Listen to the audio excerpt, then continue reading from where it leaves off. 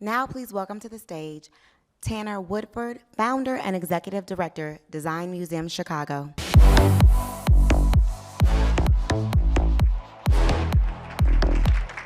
How's everybody feeling today?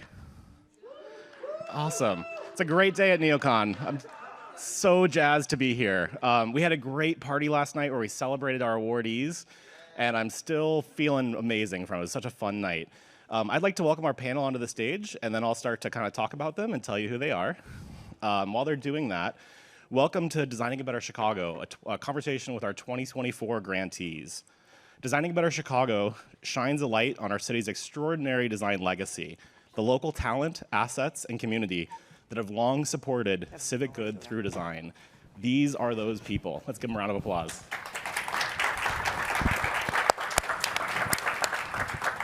I got a few people I want to thank, and I want to read something that tells you about all of these nice folks, and then I'll open up the conversation. First off, we got to thank NeoCon. They've been an absolute incredible partner for all of this. Thank you, NeoCon. Thank you to DCase as well. Let's give them a round of applause. One more big round of applause for the Driehaus Foundation, who's a new partner this year and has just been absolutely stellar. I think you all got, I won't make you clap anymore, I promise. You all got a handout, it's on your chair, and we've got our advisory committee listed out. We couldn't do this without our advisory committee. We also have 11 honorable mentions. You know, we get around 75 applications for this award, and we like to call out as many folks as we can that are making Chicago better through design. So thank you to all of them. So first off, I want to introduce you to our two Design Impact grantees. That's the NeoCon Award. Alt-Space Redemptive Plastics is being represented by Jordan Campbell. He's a co-founder and director. Oh, you like clapping, all right. Yeah. Redemptive Plastics aims to transform the Austin community through sustainable practices and communal engagement using design principles. They're absolutely wonderful. I also want to introduce you to Hye Seon Park, who's a community engagement coordinator for the HANA Center in Chicago. She's representing a project with Aram Han Cifuentes called Citizenship for All, Storytelling Through Nanji Making, that shares stories and ignites collective action toward achieving immigrant and racial justice. Stellar project. And now I want to introduce you to our Driehaus Foundation Built Environment Grantee. That's a new award this year. We've been thrilled to steward those funds and select a really great award winner, which is Common Worlds, being represented in NeighborSpace and South Merrill Community Garden in the South Shore, being represented by Natalie Perkins, who is a senior steward at NeighborSpace. This is Natalie. So this project facilitates the design, construction, and programming of an intergenerational space for gathering play and arts in the South Shore. They're redesigning an old school bus in a community garden and making it safe and fun for families and kids to play in. So all of this conversation will be moderated by Monica Rickert-Bolter. I'll tell you more about her. On the left. She's a Chicago-based visual artist of Potawatomi and Black heritage. She's a co-founder and the director of operations at the Center for Native Futures, a Native Fine Arts Gallery that opened last year in September. And Center for Native Futures was the Design Impact grantee last year. So we're really thrilled to have her back. She was on the panel last year. This year she's leading the panel. That's all I gotta say. Enjoy the conversation. Thank you all so much for coming. Thank you. Thank you. Well, welcome everyone. Welcome panelists. This is amazing. Now, please, everybody be forgiving. It's my first time moderating, so lucky you. But no, I am so thrilled to be on stage with you folks. You know, last year it was really lovely getting the grant, and we were able to start our SANA project, which is a curatorial mentee mentor program, and it is all culminating this Saturday at our space at 56 West Adams at Center for Native Futures. So we have an emerging curator who is doing an all Great Lakes themed exhibition, and it's for Anishinaabe, so Great Lakes artists. And you're going to actually see what we mean when we say Great Lakes style, because a lot of times people don't know what that is, or, oh, there's Native people. It's like, yeah, we're around. We're still here. So Gigeja Bajuan opens this Saturday at 5, so 5 to 7. Everybody's invited. Please come out and see the space. The exhibition will run until the end of the year.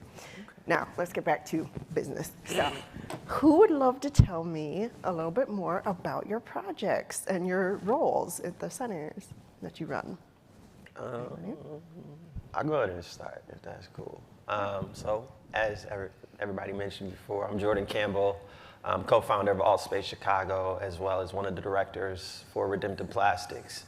The organization that oversees Redemptive Plastics is AltSpace, so we have that as an umbrella underneath a lot of our programs and projects that we do, like Project Stamp, AltSpace Market, AltSpace Bin, all these cool ways of bringing art into community. But understand that art can be more than just expression or ways of symbolism, but thinking as a tool for function. And so Redemptive Plastic kind of stemmed from myself, John Ville, my late business partner, and Happy Returns Studio, Tom Burtonwood and Cody Norman, coming together to understand, like, there's a global issue, which is plastic. And how can we, as these small players, address that? You know, even though we're small, we figure ourselves to be strong and mighty. I did a speech a couple weeks ago, and I talked about how I've been inspired by Captain Planet. Now, who in the audience knows who Captain Planet is? Yes. And so for us, I'm like, hey, we're coming together with all of our different experiences, backgrounds to create a solution. And for us, it was looking at the 3 R's, which is reuse, renew, recycle, right? Repurpose, recycle. But one of the challenges that we saw is that there's this lack of redeeming and adding value. And so we saw this as an opportunity to look at this circle and say, how can we add redemption into that and do it with community? Because typically as artists, we work in silos. But we wanted to change that. We wanted to work together with community, empowering them to know, like, hey, we can all play a part in this issue, understanding that plastic hasn't been around that long, and how can we come up with these solutions together? And so Redemptive Plastics has played a major role in, you know, taking plastic from 50 different breweries throughout Chicago land and creating our own lumber and other products out of that. So we've created like benches, we've also published a book, made some stools. We're actually looking at creating some bee houses out of the plastic so we can think about how we can, you know, close this loop when we're talking about environmental justice and stimulating ecosystems. And so in a nutshell, that is who Redemptive Plastics is in AltSpace as well. Okay. Okay. Lovely, lovely. Yeah. Thank you. Sorry, that's good. Absolutely. That's good. And I'm going to ask one more thing. Could you just tell us a really fun fact about yourself? All right, fun Put you on fact. So we do this little like game. My fun fact, and then Tanner and Kevin knows, I ride a unicycle. So I taught myself Yes. during the pandemic. Amanda's like, you don't ride a unicycle, but I'm like, I have video for proof. But yeah, so that's one of my fun facts. Excellent. Thank you. All right. Hi, everybody. I'm Hye Seon from HANA Center. We work with Aram Hansifufantes, who is our lead artist for this Citizenship for All Storytelling Through Nonggi project. So I will probably give more explanation about what is HANA Center. So HANA Center, we located in Albany Park. And we serve people. We serve immigrants, especially Korean American, Asian American, and also multi-ethnic people in there. And also we organize them, and also we advocate for them. And with that citizenship for all, since we have so many immigrants, and we all immigrants at one point, right? So, and there are some people who couldn't really get their status in this country, and who lives in here with a undocumented status. So we also want some kind of systemic change that we can push for the path to get the citizenship for our undocumented people. So with that framework, or with that campaign, we met Aram several times and talked about this campaign. And Aram was like, Aram is also very well-known, world famous. She's in London, by the way. So yeah, she's world famous, activism artist, I would say. So we talk about like what kind of Korean culture that we can bring it to Chicago, and we can make for that as a tool to advocate ourselves. So Nonggi is a Korean traditional folk banners. So we use that when we want to wish for the harvest of that year, or we wish for the better society, especially during the military dictatorship around 1960s and 1970s in Korea. We use that banners. It's a banner, so it's a Nonggi banner that we use for like democracy movement at the moment. And now we want to bring that culture, we want to bring that banner to Chicago, and we want to use that to our immigrants' hopes and our dreams for citizenship for all.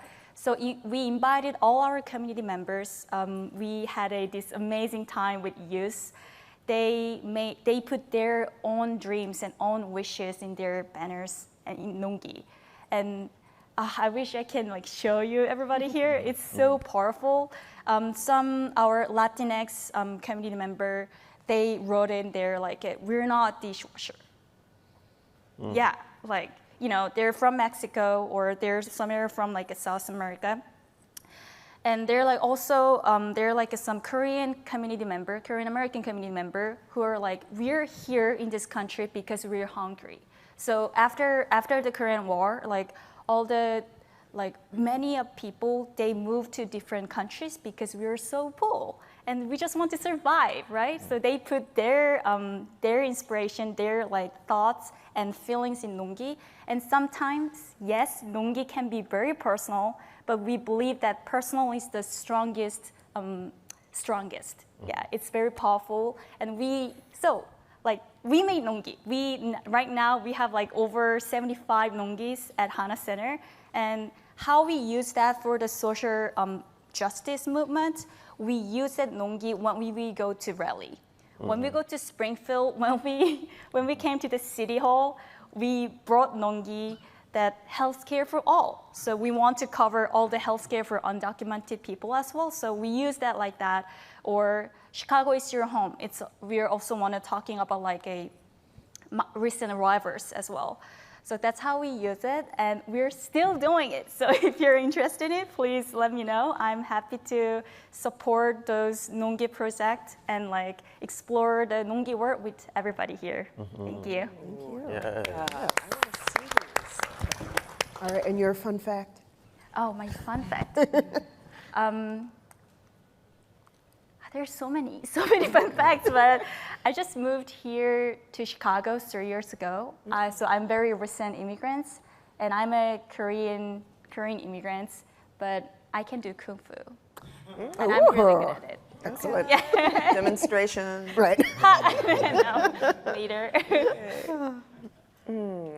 Okay, this is going to be hard to follow. My name is Natalie Perkins. I'm a senior steward for NeighborSpace, the project that we were able to win for.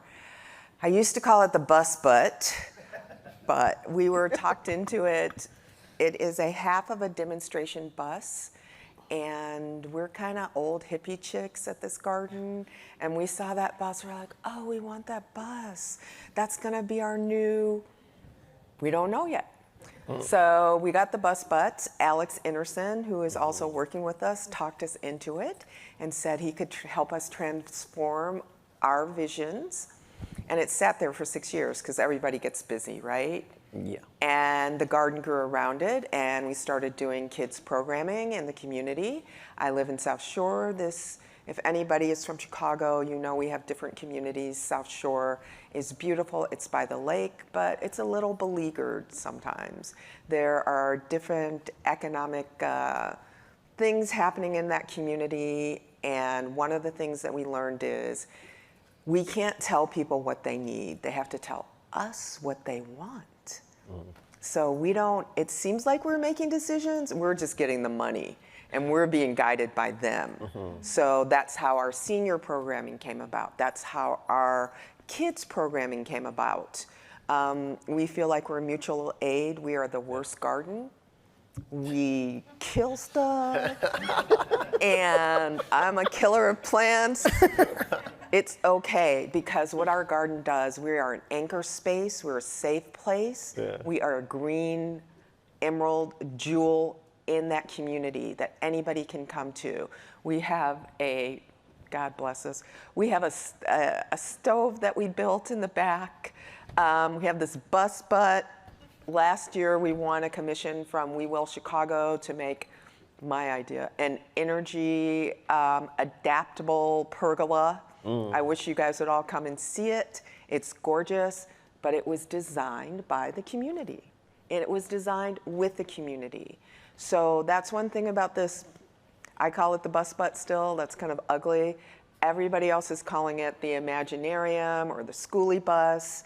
But what we're going to do with that bus is going to be fantastic. And we know that the children that we engage with and their parents and the community will have something to say about how we can envision this bus. So it's not just a bus, it's a fantastic place. The kids have used it as a stage. They used it as a puppet show. They climb all over it. It's a shade space. When the Obama Foundation came to our garden and did their roadshow, we used it as a photo booth. So we have all different ideas. When we have musicians, some of them sit up there and play. So we are looking forward to hearing what our community can build with us. And I think that's important because, again, many of our communities have been told, you will do this, and those projects fail. And we see those playgrounds, and nobody's in that playground. Nobody wants that. But for us, people, you can see our pergola down the street. It's multicolored. It's got a beautiful sliding screens that were all designed by the kids. People want to know that they can be involved in their community. One of the things that we always say, there's a notion about you're a stakeholder if you own something. You're a stakeholder if you do this. What we say is if you're bringing your kids and yourself to our garden and you care enough to have your kids and yourself experience new things, then you're a stakeholder. And maybe you only come once because maybe you have 2 jobs and you can only come once. And maybe you can call Miss Natalie and say, I cannot get up today, come and get my kid. I will come, I picked up somebody's laundry this morning, okay? And then got their kid. So that's what we do.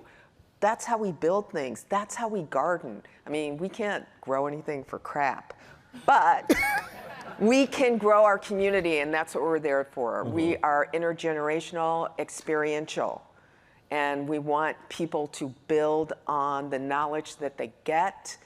My kids are in camp right now learning breakdancing, Spanish, puppets, double Dutch, boxing. That's one day. They are tired.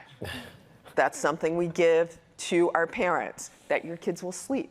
That your kids will sleep when they come home and you will be refreshed.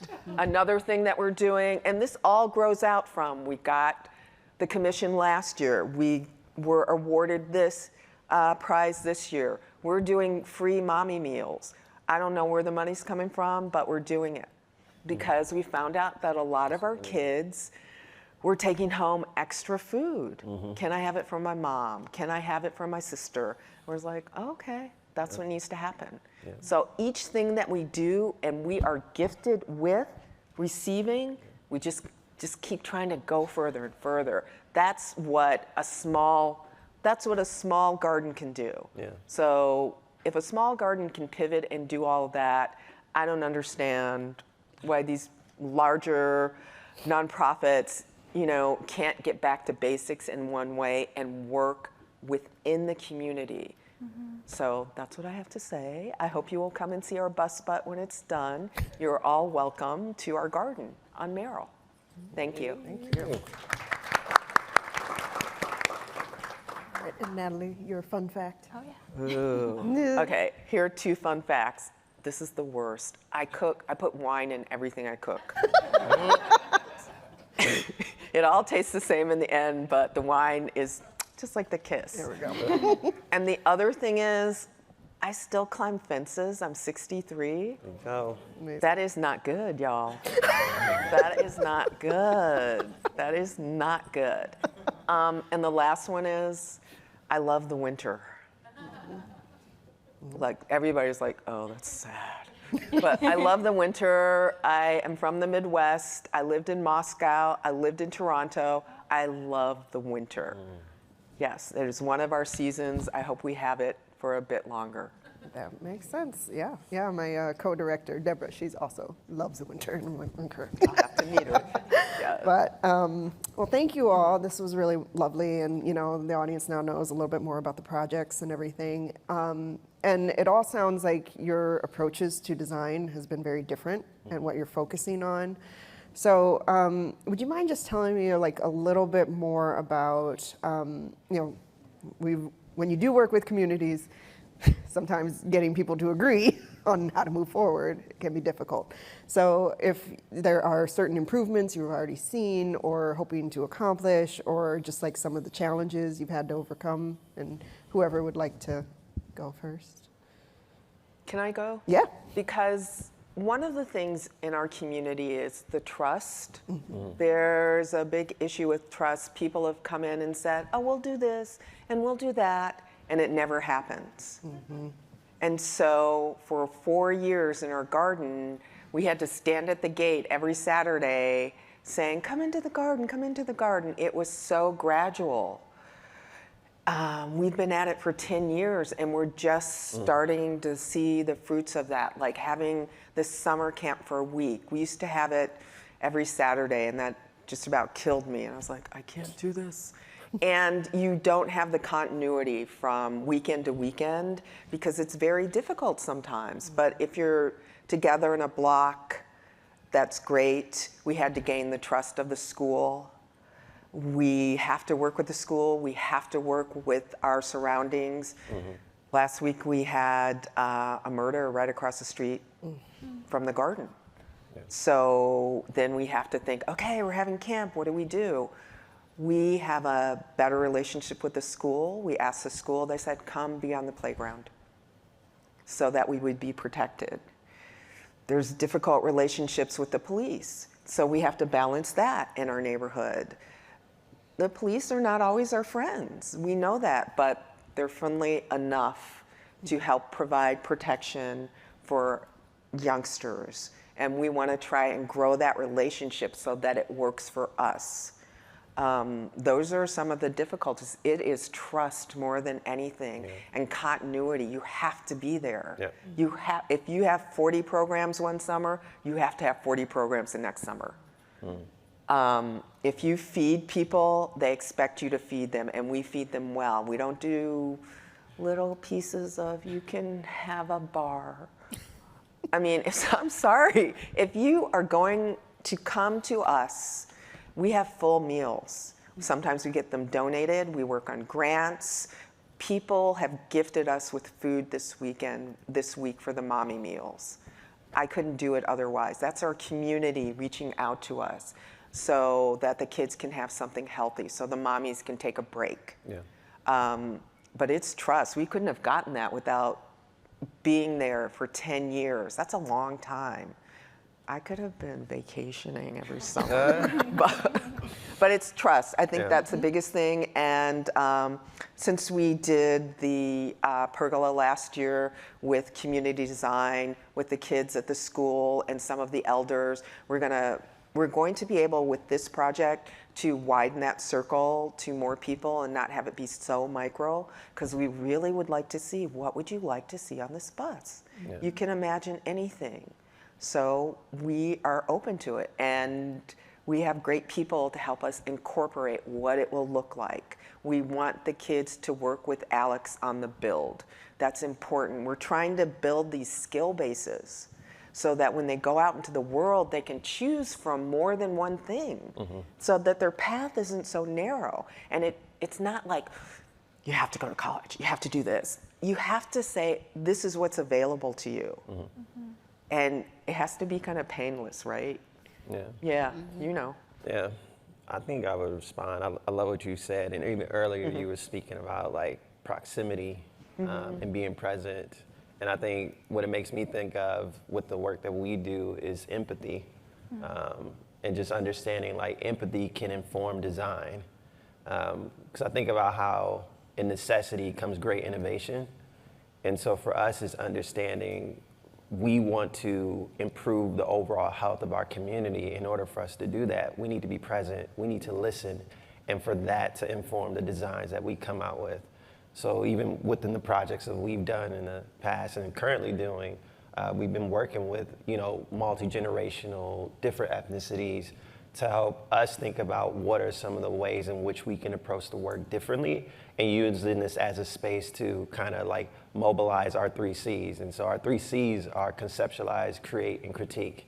And so from implementing that kind of framework, it allows for us to come up with, concepts and solutions that are inclusive, but at the same time really pointed and really has a foundation that's based within inclusivity.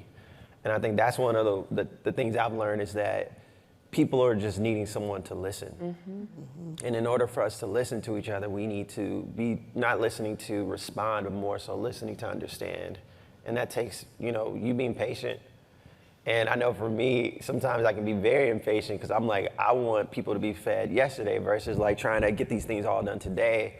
There's challenges that are continuing to come up, but for me, it's just understanding we're not alone in that process and that we need that dynamic of these relationships in order for us to have a response. I believe I've been gifted, and all of us have, and in this crowd, even on this stage. And so it's like we all can respond differently to the needs that we all have, but we won't know how to respond if we don't listen. And so having that empathy, I think, is important. And that's one of the challenges that I've been faced with, is seeing the lack of it.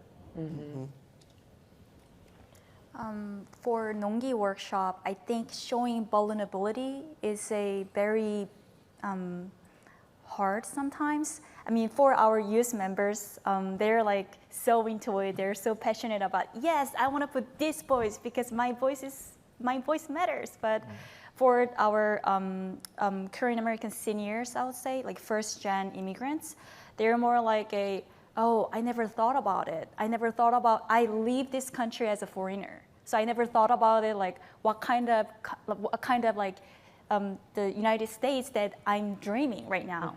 So it takes time. So, and yes, and it's a little awkward when you come to the workshop and there's like no one that you know, and like you need to talk about your dreams and hopes all of a sudden.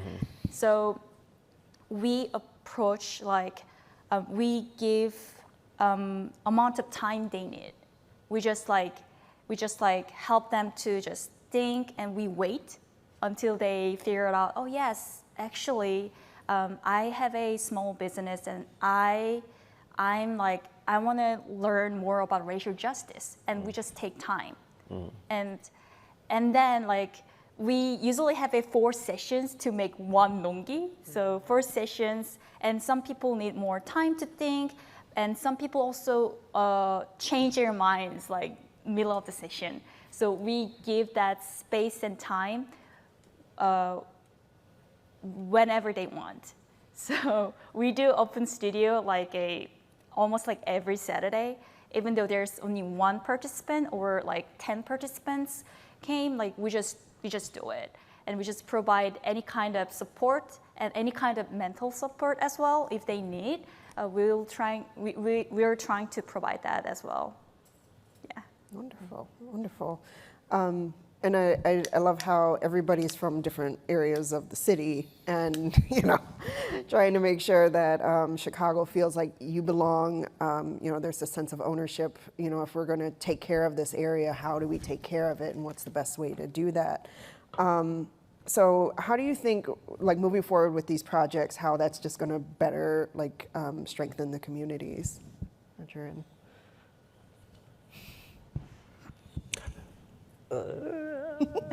Man, well, it's hard because like we can't really predict necessarily. Like we just kind of coming out of the pandemic, and so many things have been uprooted and changed. Even the way in which we approach, socialization, like that is completely different. Being on Zooms and all these other platforms that are out there, ChatGPT being released, all this stuff that's going on. So it's like the ways in which we even socialize has changed. So I think even the way in which we approach community has to change as well. It needs to reflect the times. And for me, it's difficult to predict what that will look like, but I think what is important is the application of principles, right?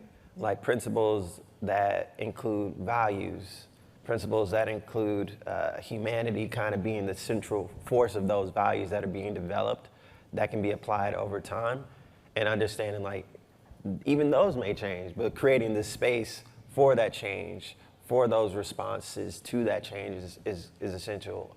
And it's kind of hard for me to respond to that because even with the projects that we've done has been responses to the needs. Like Alt Space Market was a response to a need. Redemptive Plastics is a response to a need. Alt Space in and of itself was a response to a need. You know, so I think for us it's just kind of like knowing what we know and believing what we believe, but still allowing ourselves to receive what the world is saying so that now we can respond. So kind of have this conversation. You know, it's an exchange. It's like a little bit of a dance. So that's my thought. Absolutely. That was great. Great. Anybody else want to add to that? Or? I'm like him. You can't predict. That's like you're trying to predict something a kid will do if you give them this. But one thing I know is, it's true. One thing I know is you're going to give people tools and things that they say that they want. They're going to come up with something completely different. And what I get from all of this is people are proud that they help their community. So when you're building something, you are helping your community realize their fulfillment of what they should be, right? No architect came in and said, I'm going to put this here. We came together, we thought about it, we argued a little, and because there's always going to be an argument, there's always going to be an argument. There's always going to be elders versus youth. That's the one that we always try to bring together. You know, I represent elders kind of with a youthful spirit, and I always say, you don't remember when you did so-and-so? Right. So we're opening up everyone's minds. Elders who have to remember, young people who don't know, and we're all making this path. You know, as an artist, you got to make a new road almost every day. So we're teaching them, there's no road, you got to make a road, you know? So we're teaching them all these things, broadening their skill base, letting them understand how to work with people you don't agree with. Because that will happen all your life, every day in your life, whether it's your family, your boss, your significant other. You have to learn to communicate, right? So that's what, these are skills that we're building in our community. Excellent. We're expecting to have a space that people can come and share their own stories. So stories has power, like every story has a power, of course. And with that stories, we believe that we can build a better world for our future, especially future generations. So yeah, we will share that space, and also we want to empower all the immigrants living in this city, this country, and hope we can achieve our dreams at some point. Yeah, absolutely. And like having that space to do the trial and error, like see if this does work, if it doesn't, if something grows, if it doesn't, it's okay. Yeah, that's all part of it, and yeah, just allowing for that grace, like even amongst ourselves too. It's like it's a good reminder. So if there were anybody who would want to collaborate or get involved with you folks, are there other options or like a call to action or something you would like to see from their communities or collaborators? I mean, we want to collaborate everyone here. Yeah, everyone here. So if you want to make your own nonggi, if you want to put some like your thoughts and feelings in your banner, just give me a call to me or HANA Center. Yeah, you can Google it, HANA Center, and you can just call me and, hey, like I heard about this nonggi workshop. I want to join it, and we will probably open a new session pretty soon. So yes. Excellent, excellent. I would love it if when we start to construct, if we have days when people can come by, like open studio. And yeah, I know there's going to be some mosaic work. That's always fun but tedious. And I would love it if people would come by. We would, with this, of course, we put out a call to the community because everybody's not going to be able to come to the outreach sessions, but everybody can slather on, you know, some stuff to put in some tiles and things like that. It is a project that everyone can feel a part of. So it's not exclusive. It's, like you said, inclusive. Yeah. I think about, we have volunteer days where we host, shout out to Amanda, by the way. She's right here in the red. She's on our team. And I think for us, it's just opening up space to for people to be a part of the process. Because a lot of times we just see the final product and we don't know what it entailed to get to that destination. And so I think even within that, we really try to showcase like, hey, these are the things that we're facing in terms of challenges, some of the triumphs and the victories we had, but also asking people the same within their own processes too, right? Because when we're talking about redemption, when we're talking about plastic, you know, us working alongside with Happy Returns, you know, it taught me the different types of plastic because I didn't know just the different characteristics of each plastic and the durability of the plastics. All that is like, there's so much that goes into it. And so being able to learn from them and from them being able to work with us and learning how we approach community, it just made a really beautiful relationship dynamic. And I think for us is continuing to offer the spaces for us to work along, you know, volunteers or going and working with other organizations like a design museum where we hosted our book talk, you know, which was beautiful because we were downtown. So for us, it was thinking about accessibility. And that was a part of the reason of choosing you all space is we knew that people from all over the city could come downtown because of the transportation system. And so it's like understanding everybody's different strengths, but also looking at our weaknesses and saying like, what can we extend or offer to you all and vice versa. So that collaboration goes beyond just our projects, but it's also allowing ourselves to enter into the spaces of other people's projects so we can learn together. Yeah, I like how you mentioned accessibility and actually having, you know, visibility downtown. Because a lot of times people think like, oh, you're just going to like Navy Pier or the museums or something. It's like there's a lot of other things that are going on. And, you know, it's really can showcase, you know, Chicago's colorful. It's wonderful. It's a wonderful space to be a part of. And yeah, absolutely, go ahead. Talking about accessibility, you can borrow nongi. You can call to HANA Center, hey, like I'm gonna go to this rally or this like political action. Can I borrow, do you have any nongi related this? And we hope that we have, but if not, we can make it for you. So like, you can call and you can ask if it's available and you can borrow it and you can use that for your social justice movement. So let me know. How big is nongi? Because I'm like, give us a size. We have a large nongi and small nongi. Small nongi is like this, and large nongi is probably can cover like this. Okay. Yeah, or yeah. What materials is it typically made out of? It's just a clothes. Okay. And we draw it. Sometimes we put like photos. Yeah. Wow. I should have brought it. We got research to do. Right. Yeah. I know. Everybody got their smartphones. Look up. No, this is really wonderful. Is there anything, I'm putting the granters on the spot a little bit. So there's certain trends and things we're seeing with application processes where they are adjusting and things. And sometimes there's still some challenges in trying to figure this out. So if there's anything that you would like to see for either granters or developing partnerships or things like that. Definitely. I hate applications, but I would go to say I had did an application, I'll be honest, with Joyce Foundation. And what was really cool is I did not know it was an application because it was a phone call. You know, it was basically like an interview. It was a conversation.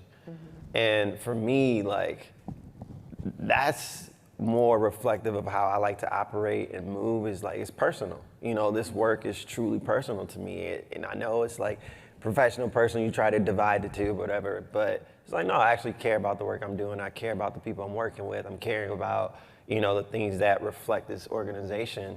And so being able to have a conversation about it versus just writing about it, I feel like it added another layer of authenticity for me versus trying to like specifically respond to this question and meet all the things. And it makes it difficult. Because I feel like there's way more nuances to who we are and what we do. And sometimes those little boxes it can't capture it all. I feel like conversations can, because you can hear a person's voice, you can see how they're responding. And I feel like that ability to respond to those senses is so important within this work, because we operate from that space. Absolutely. You know, it's our heart, it's our passion, it's our brains, it's a lot of things that we're putting into this work. So I hope and wish that, you know, funders can kind of go down that path a little bit more, of really taking the time to get to know who it is that they're funding. That's one of the things I always do when I'm meeting with any funders. I invite them to our space. You have to come and see it for yourself, because then you get your own opinion versus just mine. And I'm cool with that. If you're like, hey, I don't want to fund you, that's fine. As long as you got to see who I am and what this organization is about, that's what's important, right? Because now that has been established and we can move forward. Maybe you will come back, maybe you won't. But the work doesn't stop. So I think it's just creating those different processes that are important. Absolutely. No. Really? Okay. No. So honestly, I also didn't apply for this, like for application stuff. I think that's something that our staff members at Adam did it in the past. And when I had a meeting with like all the funders, I think it's actually really great that they come to HANA Center and they can see what we do at that building, you know, like serving people, also like creating some programs and different campaigns, workshop to just like empower them. So I think those kind of interaction, as you said, like they actually visiting us is really important. Yeah. And from that, I also asked so many questions about like, oh, so is there any other application is opening, or is there any other opportunities? So it's just like a way to, you know, engage with funders like more organically, I'll say. Yeah. Yes, sorry. No, I think the same thing, but after you've been funded. So for a while, one of our funders that does, you know, small funding, Chicago Community Trust, Safe and Peaceful Fund, they used to come out and see what you did. Yeah. And I keep saying, you guys need to come back and, you know, they're busy, but it's important. This is where your money, this is how your money's being spent. Yeah. But on top of that, if you've been funded for some of these small funds and you're under $30,000, just really understanding how to go up to the next level. I mean, we're a summertime crew mostly, but we still are growing and we would like to be $50,000 to $100,000. We've shown for 8 years that we can manage that. People are like, are you getting paid for this? I said, no, we're not getting it. It's all volunteer work. 40 hours of volunteer work every week during the summer. And, you know, even before that, it's worth it. But if you can come out and see what's happening and why it's so important, I agree, whether it's in the process beforehand or after you're funded, because we're trying to move up to the next level. And I'm at NeighborSpace and I'm teaching the smaller gardens, this is the way that you can move up to the next level. This is what you want to do. These are the things. We're not privy on the end of you're familiar with your funders and they're coming to see you. We don't have that status for the small grants and things like that yet. It's very anonymous. So you have to figure out ways to catch their eye and do things like that. So we want them to move up. We want them to be independent. It is hard just having your money come from donations and grants. Yeah, for sure. If there were an endowment or a fund or something that would give you 2 years or 4 years or something, after you've proven yourself, I call it, I hate to say this, it's like there's a level that you will stay at. If you don't have a push or a hand or something like that. And I think when funders are talking about capacity building, they should really open up about, really, you need to do this. And I've never seen that happen yet. We've had some great seminars with the Safe and Peaceful people. They taught us about storytelling. Storytelling is so important when you are selling. But they also told us there's a way to tell a story that will really grab you. There's your emotion, but you got to back it up with some facts. So there's a combination of things that people need to learn. And I think if we could get that out to smaller organizations so that they could know they're not aware. You don't hear back from a funder at that level saying why you didn't get something. And I kind of think that's not fair. So if there were a way that that could be an open dialogue, you know, after the funding cycle, and maybe it's not so specific to each one, but somebody gifted us with that. I think it was Burners Without Borders one year. And they said, really, it was during the pandemic, they said, really, if it weren't for the pandemic, you would be our choice. Wow. Right? So people need to understand and know that. They're out there in a fog. So I think that would be very helpful if that could ever happen. Agreed.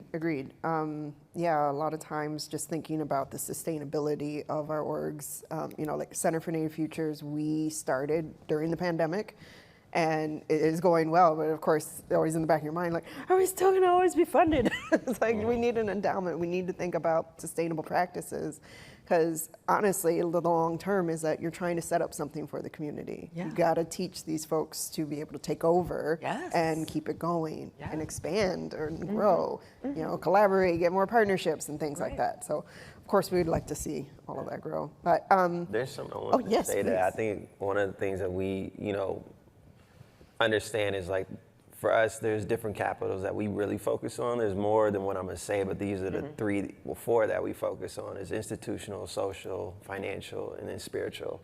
And so kind of understanding like how those things all play a role and play a part in the whole picture, it allows for us to put energy towards those different focuses and leveraging them, right? So you talked about like not just relying upon donors and grants. You know, for us, it was like, well, we have a social capital that we can leverage, which brings us partnerships because some of our partners, they have access to funds that we now go to them and say, hey, let's partner together on this project. And then we all basically can eat, right? And so doing things like that has helped us along the way. And I think when we are talking about funders is kind of looking at them similarly. You know, maybe it is more going to funders for us, like as a partnership and saying, hey, instead of you just going alone, going together. And I think that's been, I've been seeing that more often. And not a lot of funders, but some funders are responding that way too. Like, who are you partnering with? That's becoming a more familiar question in these applications that I'm seeing now. So who are you partnering with? So, absolutely. Yeah. Well, that's all my questions. Should we open it up for Q&A? This is when I leave. Oh, no.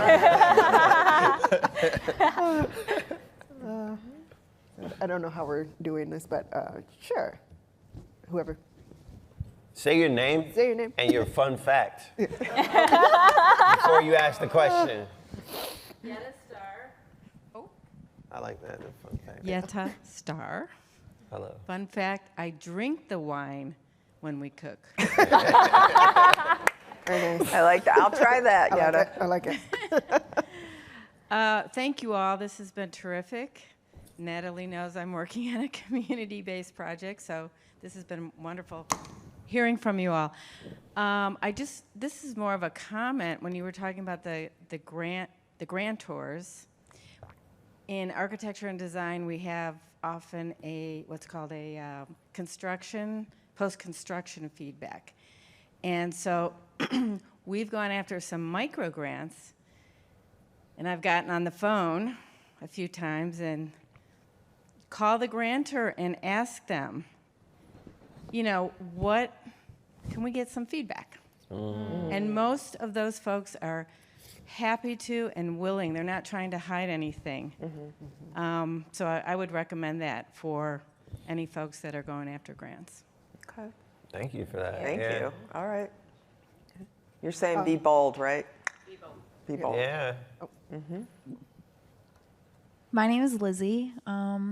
A fun fact is, growing up, I did 7 work camps, which are like mission trips, but in America, like in disenfranchised communities. My question is, so when you speak about community in Chicago particularly, when you're downtown, it looks very diverse. But when you go like 3 miles radius outside downtown, I find the city's actually pretty segregated still. So my question is, how do you foster the mindset of community beyond just those neighborhoods? You know, like, is there any initiative where like the South neighborhoods are collaborating with the West Side neighborhoods or anything like that? You know, Yeah. like, how do you, is that being received well, or do you find like combativeness with that at all? Yeah. I love this one. This one, yeah, this is like the bread and butter for me, specifically with AltSpace, because we started our organization on the South Side, Greater Grand Crossing area. And our first show that John and I ever did before we became AltSpace was Echoes and Whispers, where we were taking abandoned buildings and putting art on those abandoned buildings and activating them. It had a procession with music, but we started to see that there was a through line. Once again, the platform of how can we get art and make it more accessible to people, and also artists too, for them to be artists, understand that you can eat and be an artist. You don't have to be starving doing this. And recognizing like there's histories of how art is carried out and how art can serve a social purpose too. And so with us recognizing that through line, we decided we need to dispel this idea of South Side and West Side not getting together. So we went to Austin and we started the organization over there, because on the South Side, there is way more infrastructure and support financially within the different arts organizations, the institutions that are there. And so Austin was one where we were like, hey, this is a space that we believe that we can be a light in and illuminate and support the other lights that are already there, right? And to support the platforms that they've already developed. And I think the challenge behind that is you're walking to a space that you don't know about. And I think, you know, we talked about courage, you know, and being bold. That's just what it takes. And when you take that, you know, I don't even like saying risk, but more so leap of faith, that it allows for you to learn about you, but also it opens up the door to learn about others. And you start to see these commonalities, you know. And so for me, I'm not even from Chicago, right? And I was told not to move here, but I believe I was called to move here. So I did move here. And my experiences, yes, I've seen what you talked about before, murders and hearing about those things, but people passing away, and like, that stuff is real, but it's not all of what Chicago is, right?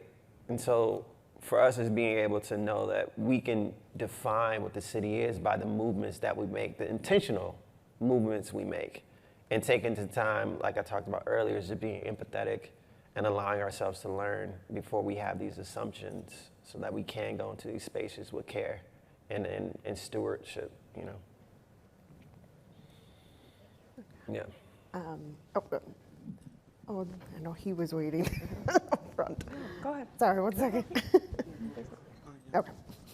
Hi, my name is Roy Mwale. Fun fact is, in high school, I was a mathlete, band geek, and also one of the jocks. So all my friend groups were pretty much warring. You said mathlete or athlete? Mathlete. I was an athlete as well, but also, so I'm sorry, I've for the never nerds heard in of the room, the mathletes are the people in like the honors math classes and all that. I've never heard of mathlete. I'm like, I was like, am I the only one heard? But yeah, okay. So no, this is for Natalie, and anyone there can kind of also talk on that, but I think you said something I found really profound, which was you said, elders who don't remember and the young people who don't know. And that was in kind of conversations about when decisions need to be made, and there's lots of different minds in the room. And can you at least talk a little bit more whether you've been, there was one struggle you remember, but I thought that was a really interesting way to put that, where it's no positives or negatives, it's just kind of like the different perspectives. Let's see. I would say especially when we were building our pergola last year,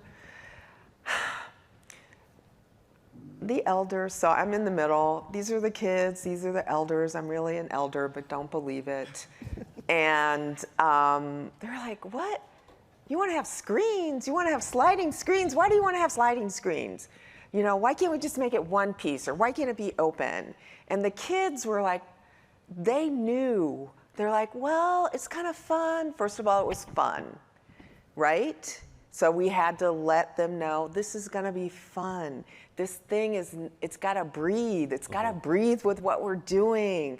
It will give us different views. So when we said and these are all my friends, and when we said, oh, you're going to have different views at different times of the year of the garden in the back, right? Well, is it going to be solid? Is it going to be hot? Is it going to be this? And then, you know, you have to work it out. The kids will make the designs. Oh, children, we love children. Let's have them make the designs. Let's bring it. So when you get to a certain age, you feel like, oh, children, they're so creative. Let them do that, you know? Don't laugh. You know it's true. You know it's true.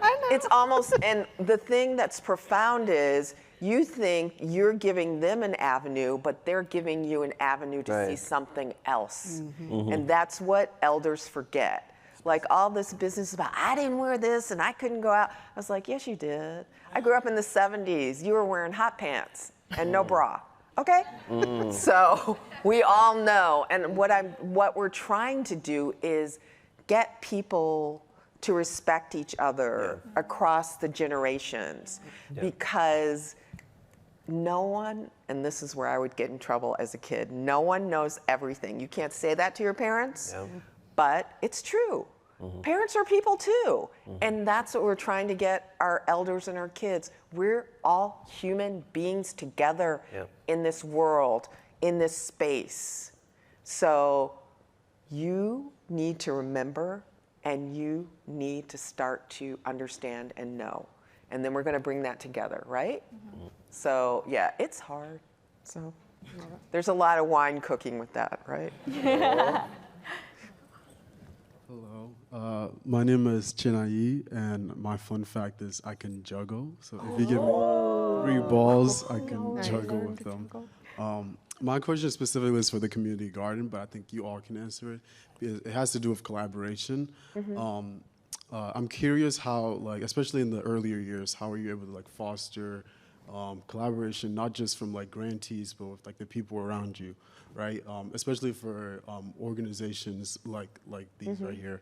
I'm from Liberia, where like when you start anything there, if it's not for the purpose to eat, there's no support. Right, and people are they look down, and it's really hard to get not just money, but support from the community members, even though I'm trying to offer something that's like helpful or foster community in a very different way. So I'm curious for everybody here, really, how are you able to like foster community when there was like some pushback, and like also like ask for more than like that you could do with like just providing the basic needs that we need, you know? Yeah. I think one of the things to getting that collaboration, again, is the being there.